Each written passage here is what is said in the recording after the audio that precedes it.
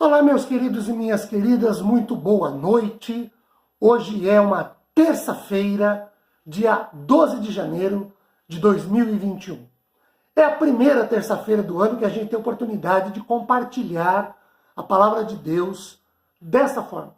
Coisa que fizemos várias vezes no ano passado, neste novo ano, esta é a primeira vez. Eu quero convidá-los para que você abra a sua Bíblia ou me acompanhe na leitura de Isaías capítulo 61, versículos 1, 2 e 3. O texto diz assim, verso 1. O Espírito do Senhor Deus está sobre mim, porque o Senhor me ungiu para pregar boas novas aos quebrantados.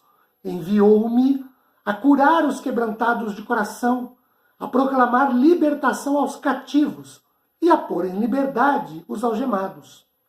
A apregoar o ano aceitável do Senhor, o dia da vingança do nosso Deus, a consolar todos os que choram. E a pôr sobre os que em Sião estão de luto uma coroa em vez de cinzas, olhos de alegria em vez de pranto, veste de louvor em vez de espírito angustiado, a fim de que se chamem carvalhos de justiça, plantados pelo Senhor para a sua glória. Meus queridos e minhas queridas, este é mais um trecho da profecia de Isaías, que é tida como um texto ou uma profecia messiânica, e aponta diretamente para o ministério de Jesus. Ministério esse, aliás, sobre o qual ele lê na oportunidade em que ele vai até a sinagoga. Lucas capítulo 4, de 18 a 20, registra isso. Ele vai até a sinagoga. Quando convidado para a leitura de um texto, ele abre justamente o texto do rolo de Isaías, neste capítulo 61. E quando ele termina de ler, ele fecha o rolo e diz, hoje se cumpre essa profecia. Então é uma profecia messiânica que se cumpre em Jesus. E o que nós podemos dizer aqui é que este texto fala de momentos e de movimentos na vida das pessoas em que a gente pode dizer um antes de Jesus e um depois de Jesus. Vejam, a vida, ela é feita de um antes e um depois. A história é feita de um antes e um depois, não é verdade? Por exemplo, nós estamos no ano 2021, depois de Cristo. Porque tem um período da história que é dividido antes de Cristo. Então, Cristo, o nascimento de Jesus, ele divide a história entre um antes e um depois. Abri um rápido parênteses aqui. Eu entendo que a história deveria ter sido dividida, inclusive, no depois de Cristo, antes da reforma e depois da reforma. Mas esse é um assunto para uma outra oportunidade que Deus nos dará. Mas agora vamos pensar, então, nesse antes de Cristo e depois de Cristo. Vejam, Jesus, então, inicia o seu ministério em Nazaré lendo esse texto. E como ele é um texto messiânico, a gente faz pensar na questão do evangelho, que nada mais é do que uma palavra grega que significa boas novas. E no caso de Cristo, boas novas de salvação na pessoa de Jesus. Então essa ação ministerial de Jesus, que é ungida pelo Espírito Santo, nela nós notamos algumas aplicações. Primeiro, que o evangelho é especialmente destinado aos quebrantados, isto é, os humildes, aqueles que reconhecem o seu próprio pecado e a necessidade que têm de, sinceramente arrependidos, confessar esses pecados, precisam de um Salvador, e os que se apresentam com os seus pecados diante desse Salvador. A gente vê isso no verso 1, quando diz que o Senhor ungiu para pregar boas novas, o Evangelho, aos quebrantados. Veja, não aos orgulhosos, aos soberbos, aos arrogantes, mas aos humildes. Champlin, um comentarista que eu cito muito aqui, ele fala que Jesus foi nomeado por decreto divino para realizar a sua tarefa. Ele foi designado para pregar as boas novas. A sua missão foi ajudar os aflitos. Lembram lá? Mateus 11, 28? Vinde a mim todos os que estáis cansados, sobrecarregados, eu vos aliviarei. É a esses que Jesus foi enviado. E ele é grande libertador e abrirá as prisões e libertará os prisioneiros. Um outro detalhe que chama a atenção, uma outra aplicação, quando nós lemos a frase apregoar o ano aceitável do Senhor, para Champlin, significa na aplicação do Novo Testamento que está em vista um tempo especial e oportuno para a missão messiânica de Jesus, que evidentemente foi cumprida pelo próprio Senhor durante os seus 3 anos de ministério aqui. Isso está em concordância com o cronograma do Senhor Deus. Outra coisa, o verso 2, quando nós lemos a frase consolar os que choram, de novo, Champlin diz que significa a graciosa obra do Evangelho que inclui a consolação de quem está triste, de quem está sobrecarregado, de quem está amargurado.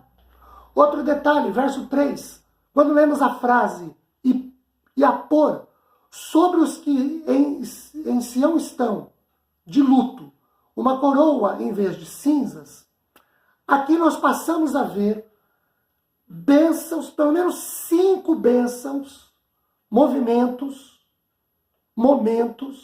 do antes e do depois de Cristo. Então vamos lá. O primeiro deles.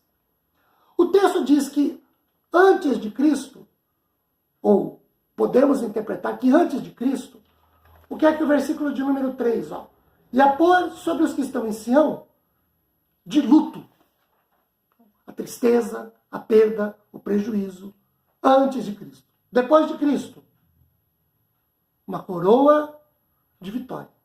Então, aqueles que choravam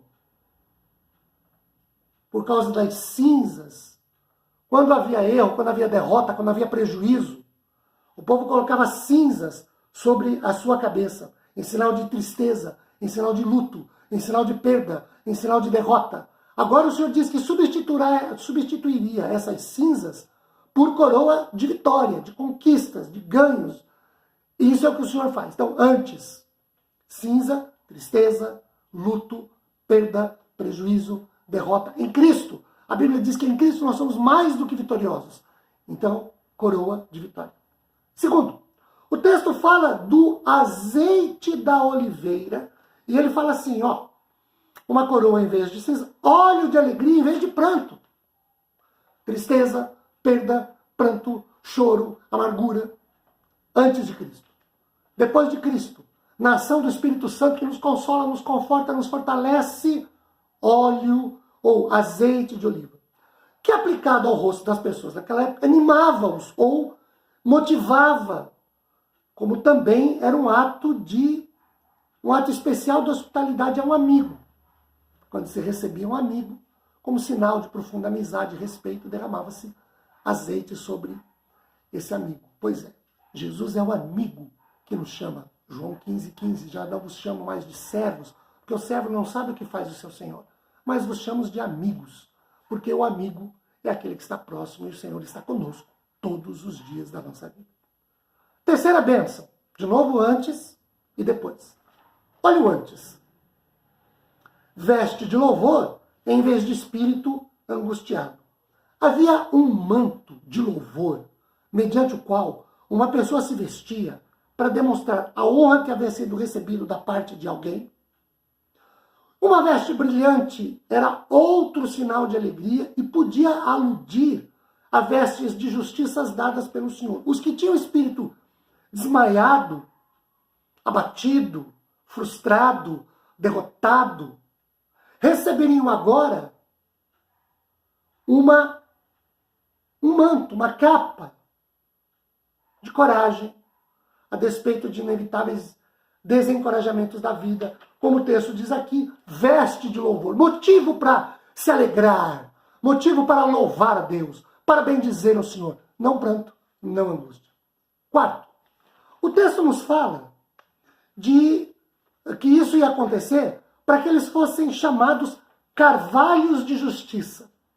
Então, pessoas favorecidas assim pelo Messias tornam-se carvalhos de retidão que crescem de acordo com a graça do Senhor. O carvalho é uma árvore nobre. resistente, forte. É plantado pelo Senhor. Aqueles que recebem ao Evangelho e o aceitam, e aceitam o Messias, que é Cristo, como seu único e suficiente Senhor e Salvador pessoal, é plantado como um carvalho, resiste. O vento sopra contra, o carvalho resiste. A chuva bate forte, o carvalho resiste. Ele não apodrece, ele não trinca, ele não quebra. Quem é plantado pelo Senhor é assim. E por último, o texto diz no verso 3, plantados pelo Senhor para a sua glória. Queridos, esses carvalhos estão plantados pelo próprio Senhor. E aí, quando é o Senhor que planta, ninguém os tira. Porque eles são plantados, e o texto diz, no jardim do Senhor, na floresta do Senhor. Então o carvalho tem as suas raízes fortes porque está firmado em Cristo. No caso de uma espiritualidade, como estamos falando aqui. O carvalho resiste com força. O carvalho dura, é belo, tem qualidade que o distingue. Assim somos nós quando confiamos e dependemos do Senhor. Somos carvalhos de justiça. Antes de Cristo, depois de Cristo. Sempre estejamos com o Senhor. Ele abençoe de maneira muito especial as nossas vidas. Que a sua graça nos console e nos conforte através da ação do seu Santo Espírito. Deus nos abençoe. Tchau, gente.